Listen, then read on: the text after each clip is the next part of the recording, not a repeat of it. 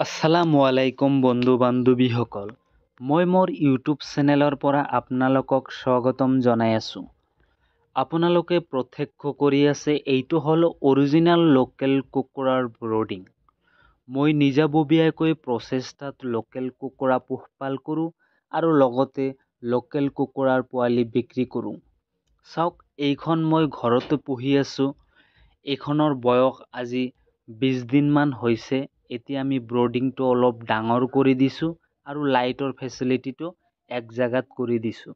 যদি সিহঁতৰ ঠাণ্ডা লাগে তেনেহ'লে এক জাগাত লাইটৰ তলত আহিব, যদি ঠাণ্ডা নালাগে তেনেহ'লে দৌৰাদৌৰি পাৰিব। চাওক, এক দাদাই আমাক হাঁহৰ পোৱালি অৰ্ডাৰ কৰিছে, আমি অৰ্ডাৰ প্লেচত লৈ আহিছোঁ। আপোনালোকে যদি য'ৰ পৰাই অৰ্ডাৰ কৰে আমি লোকেশ্যনত যাবলৈ চেষ্টা কৰিম, যেনবা ৰাখালডুবি, গেখৰাবাৰী, বিজনী, কৈমাৰী, হাপাচাৰা, কীৰ্তনপাৰা, বালাৰচৰ, টুক্কাৰচৰ, নাৰাৰবিটা, অবায়পুৰী, বহুত জাগাই মই মালখন আমি ডেলিভাৰী কৰিবলৈ চেষ্টা কৰোঁ। চাওক, আমি এইখিনিক লোকেল কুকুৰা ডাঙৰ কৰিছোঁ, মোৰ ঘৰত আছে।